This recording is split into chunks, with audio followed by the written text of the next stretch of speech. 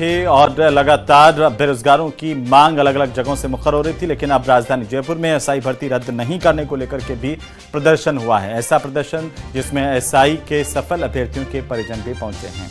Report देखिए।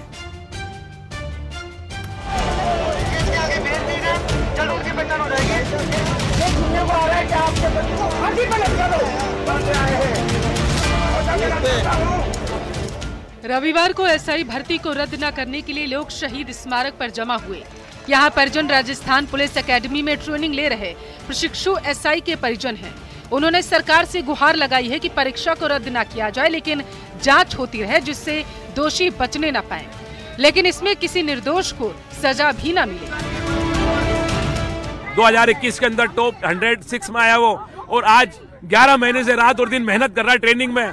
उसकी कमर में दर्द, उसकी बुखार तकलीफों को हम जानते हैं कि उसका बच्चा है, ये दादी है उसकी। हम सब लोग इतने भूखे प्यासे, मतलब जो है इतने दिनों से परेशान हैं, और कुछ लोग इस भर्ती को निरस्त कराने में लगे जो कि न्याय संगत नहीं है। अब बोल रहे हैं रद्द करेंगे तो ये बच्चे पढ़ेंगे, हम पढ़ेंगे, क्या करेंगे बताओ। ये बच्चा पढ़ता है कौन सी क्लास में बेटा? क्लास में है, 5 साल का है। आप क्यों बैठे हो 5 साल की उम्र में यहाँ डिमांड करने के लिए कि रद्द नहीं हो? हमें चाहे सड़क से लेकर सदन तक जाना पड़े, हम आर पार की लड़ाई लड़ेंगे और हमारे बच्चों को अधिकार दिला के रहेंगे। दिसंबर में पास आउट हो जाएंगे, 2.5 महीने के लिए भर्ती कैंसिल कर रहे हैं। ये हमारे साथ न्याय नहीं है। अगर भर्ती कैंसिल होगी ये हमारे साथ महा अन्याय है। हम सरकार को ये कहना चाहते हैं कि जो आप रद्द कर देंगे, ये उन जो निर्दोष है उनके साथ बड़ा अन्याय होगा, और जो आगे की तैयारियों में लगे हैं भर्ती हुई जो भी वैकेंसी निकलती है उनका भी बड़ा मनोबल टूटेगा। अब तक युवा और बेरोजगार ये मांग करते रहे हैं कि भर्ती पूरी तरीके से रद्द कर दी जाए और फिर नए सिरे से इसको शुरुआत की जाए। अगर ये सवाल बेरोजगार और असफल अभ्यर्थियों के एंगल से देखा जाए तो अच्छा लगता है, लेकिन सफल अभ्यर्थियों के एंगल से अगर इसे देखा जाए तो उनके परिवार का क्या होगा, जिस पूरे परिवार ने अपने बेटे या बेटी की नौकरी के लिए लगातार संघर्ष किया हो।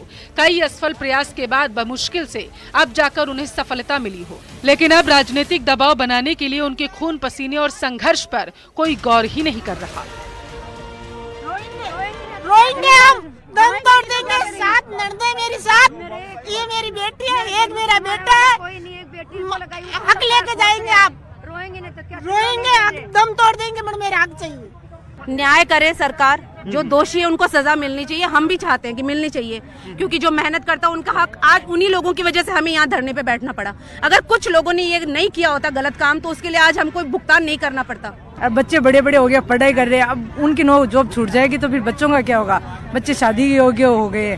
पर हम यही कहते हैं कि दोषियों को सजा दो, हमें कोई तकलीफ नहीं है। यदि आपको वो भी दोषी लगते हैं आप तो उनकी भी जांच करो। बोले एक बेटी है, उसको पढ़ाई लिखाई कराई, छोटे छोटे 3 पोती पोते, तो उसको पालने के लिए सरकारी सर्विस मिल जाए तो कोई नहीं। तो अब ये सरकार छीन रही, तो मैं तो अधिकार ऐसे जानू कि भाई सबको मिले। गलत है मेरी बेटी, गलत है तो पकड़ो।